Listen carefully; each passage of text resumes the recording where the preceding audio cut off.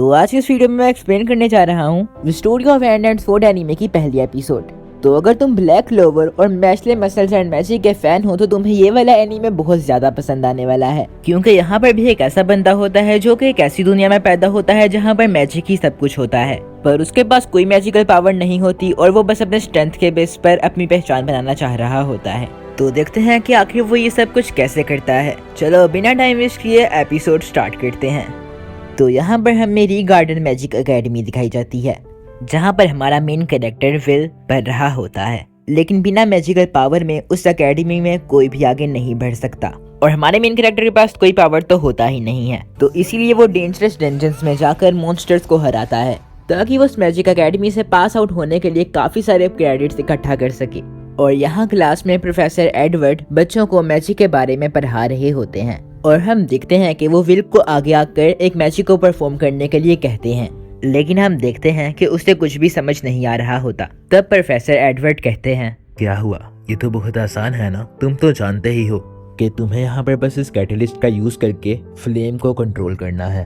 तब will magic से flame को बुलाने लगता है और हम देखते हैं कि उसके पास कोई भी मैजिक ना होने की वजह से वहाँ पर कुछ भी नहीं होता, जिस वजह से पूरी क्लास उसके ऊपर हंसने लग जाती है। तब प्रोफेसर एडवर्ड कहते हैं कि तुम इस एकेडमी के 6th ईयर तक पहुँच चुके हो, पर फिर भी तुम एक नॉर्मल सी भी स्पेल को यूज नहीं कर सकते। तुम बस थ्योरी में ही अच्छा परफॉर्म कर सकते हो, पर तुम्हारे अंदर कोई भी एबिलिटी नहीं है। और तब हम देखते हैं कि विल की क्लास का एक लड़का शियोन अपने फ्लेम मैजिक का यूज करता है और तब प्रोफेसर एडवर्ड कहते हैं कि अपने अकॉर्डिंग एक्शंस लेना बंद करो शियोन।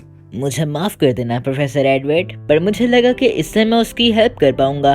तो जैसा कि अभी आप सभी ने यहाँ पर देखा, इस दुनिया में मैजिक ही सबसे ऊपर है। इसका मतलब कि मैजिक के पास सारी अथॉरिटी है और जिसके पास जितनी मैजिक एबिलिटी होती है उसके पास उतनी ही स्ट्रेंथ होती है। यहाँ पर जादूगर ही हीरोज हैं और इस एकेडमी में मैजिकल टैलेंट को ही सबसे ज्यादा वैल्यू दी जाती है। तो चाहे आपके पास नॉलेज भी क्यों ना हो, लेकिन अगर आप मैजिक का यूज नहीं कर सकते तो तुम्हें यहाँ पर रहने का कोई हक नहीं है। और जो बेवकूफ लोग ऐसे इम्पॉसिबल ड्रीम्स के पीछे भागते हैं उन्हें इस एकेडमी को छोड़ देना चाहिए। तब यहाँ क्लास के बाद शियोन विल से कहता है कि तुम्हारी आज की परफॉर्मेंस तो सच में कमाल थी। मैंने सुना है कि तुम डंजन्स में फिर से गए थे, क्या तुम्हें शर्म नहीं आती कि तुम क्रेडिट्स के लिए वहाँ पर कमजोर मॉन्स्टर्स को मारते हो? तब कोलेट शियोन को विल को परेशान करने से मना करती है।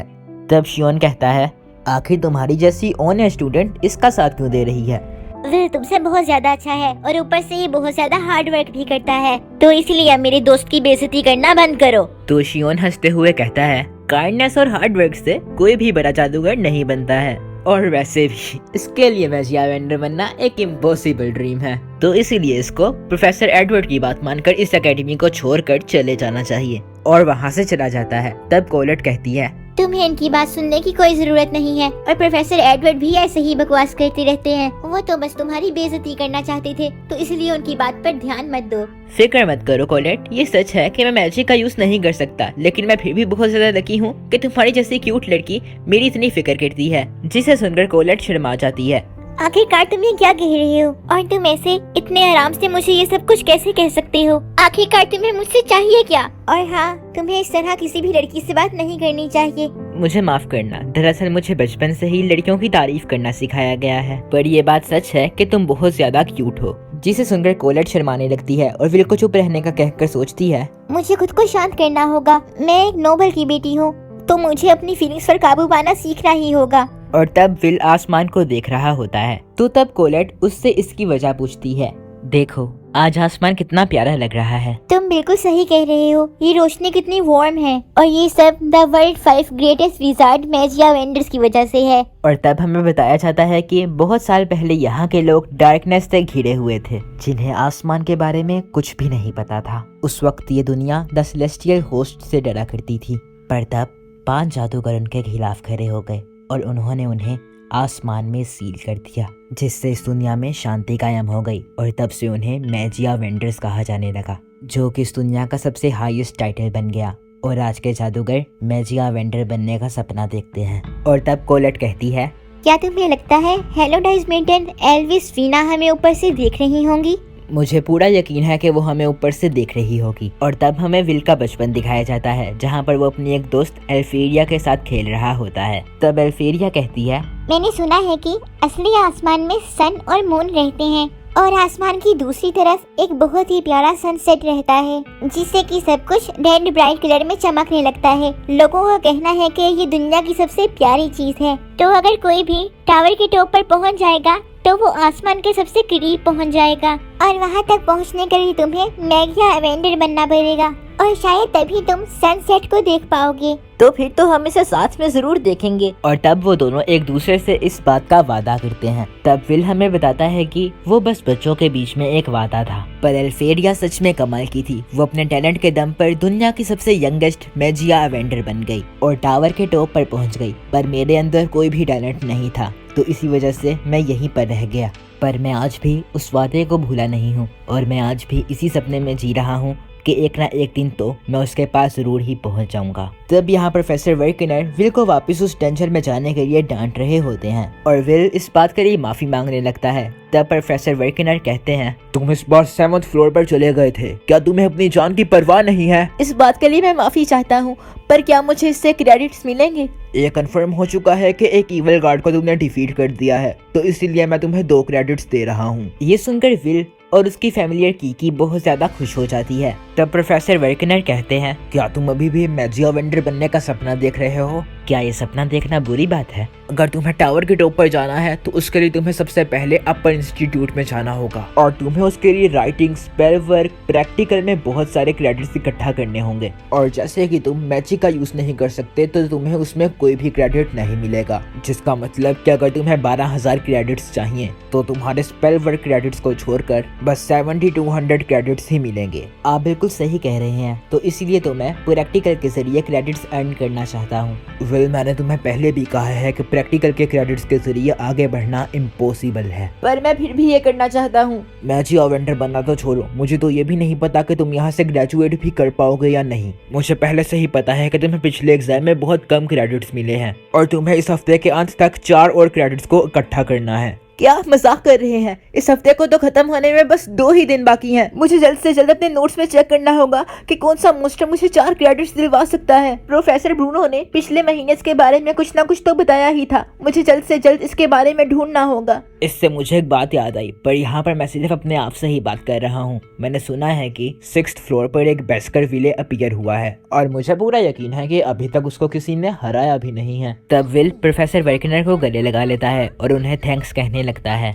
तब हम यहाँ देखते हैं शियोन ने भी ये सब कुछ सुन लिया होता है, और वो डेंशन के अंदर जाने की सोचता है ताकि वो विल को एकेडमी से बाहर निकाल सके। तब यहाँ विल रात को डेंशन के अंदर चला जाता है। आज मुझे मेरे 4 क्रेडिट्स मिलकर रहेंगे, और मुझे इस बात की खुशी भी है कि मैं एक बार पहले भी बास्कर विले से लड़ चुका हूँ। तब कीकी ये सुनकर उदास हो जाती है। चिंता मत करो, तुम पिछली बार की तरह बिल्कुल भी नहीं चलोगी, क्योंकि इस बार हम फायर ब्रेथ का ध्यान रखेंगे। तो इसीलिए कीकी मेरी मदद करना, मैं तुम्हारी नाक पर भरोसा कर रहा हूँ। तब यहाँ शियोन अपने दोस्तों के साथ डंजन में आया होता है और कहता है, हमें उस जैसे पर्सन की कोई जरूरत नहीं है जिसके पास कोई भी टैलेंट ना हो। तो इसीलिए अगर हम इस डंजन के मॉन्स्टर को हरा देंगे तो उसके क्रेडिट्स पूरे नहीं हो पाएंगे, जिसकी वजह से उसको एकेडमी से निकाल दिया जाएगा। पर क्या तुम्हें पूरा यकीन है शियोन कि ये अच्छा आइडिया है? हम तीनों का अकेले 6th फ्लोर पर आना खतरनाक हो सकता है। आखिरकार तुमने मुझे समझ कर रखा है। मुझे माफ करना, मुझे पता है कि तुम बहुत ताकतवर हो। तब शियोन सोचता है, जो मैजिक यूज नहीं कर सकता उसे मैजिया वेंडर बनने का सपना भी नहीं देखना चाहिए। इन जैसों को तो एकेडमी में आने का हक भी नहीं होना चाहिए। पर तभी हम देखते हैं कि एक मॉन्स्टर आकर शियोन के एक दोस्त को मुक्का मारकर उड़ा देता है। तब दूसरा लड़का जोर जोर से चीखने लगता है, और यहाँ विल को भी उनके चीखने की आवाज सुनाई दे जाती है, और वो और कीकी मिलकर उन लोगों को ढूंढने निकल जाते हैं। तब यहाँ विल देखता है कि शियोन उस मॉन्स्टर से लड़ रहा होता है और सोचता है, ये तो एक इवल सेंटिनल है जिसके 10 क्रेडिट्स हैं, पर ये तो नीचे वाले फ्लोर्स पर रहते हैं, तो ये यहाँ क्या कर रहा है? पर आखिरकार शियोन यहाँ पर क्या कर रहा है?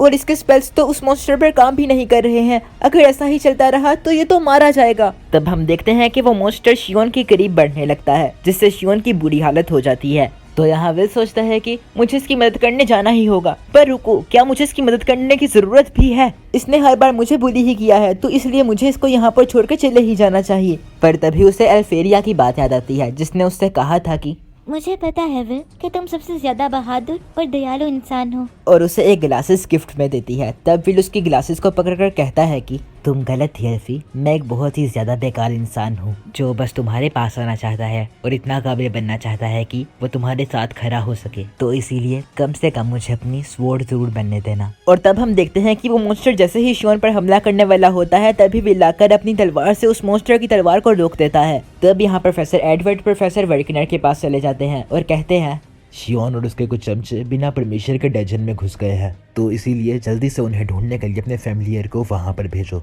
ये तो बहुत ही प्रॉब्लम वाली बात है। आखिरकार वो किस फ्लोर पर गए हैं? वो लोग 6th फ्लोर पर गए हैं। फिर तो हमें इसकी कोई जरूरत नहीं है क्योंकि विल पहले से ही उस फ्लोर पर है। और तब वो अपने क्रिस्टल बॉल के जरिए विल की लड़ाई को देखने लगते हैं। और तब हम यहाँ देखते हैं कि विल उस मॉन्स्टर के साथ बड़े ही कमाल की लड़ाई लड़ रहा होता है और उसकी एक उंगली काट देता है, जिससे कि उस मॉन्स्टर को गुस्सा आ जाता है और वो विल पर एक जोरदार हमला करता है, पर विल उसके हमले से बच जाता है। और हम देखते हैं उसके हर एक हमले को विल अपनी तलवार की मदद से रोक पा रहा होता है, पर वो मॉन्स्टर विल की तरफ पत्थर फेंक देता है। पर विल बहुत ही तेजी से उस मॉन्स्टर के ऊपर हमला कर देता है और उसे चोट पहुंचाने में कामयाब हो जाता है। तब यहाँ पर शियोन सोचता है कि आखिरकार ये है कौन?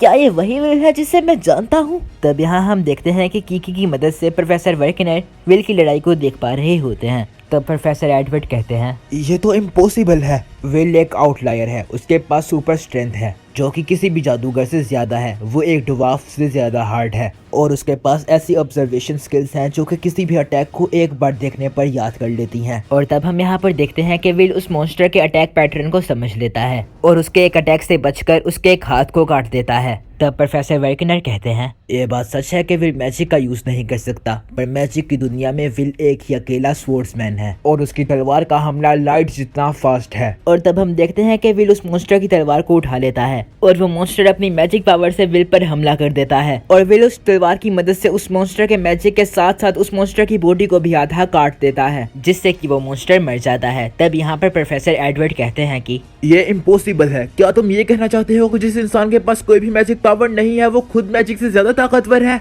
और वहाँ से चले जाते हैं। तब यहाँ प्रोफेसर वर्किनर विल से बहुत ज्यादा नाराज होते हैं, पर वो विल को उस मॉन्स्टर को हराने के लिए 10 क्रेडिट्स देते हैं, जिससे कि विल बहुत ज्यादा खुश हो जाता है। और इसी के साथ एपिसोड खत्म हो जाता है। अब अगले एपिसोड का लिंक आपकी स्क्रीन पर आ रहा होगा, आप उस पर क्लिक करके अगले एपिसोड को देख सकते हैं।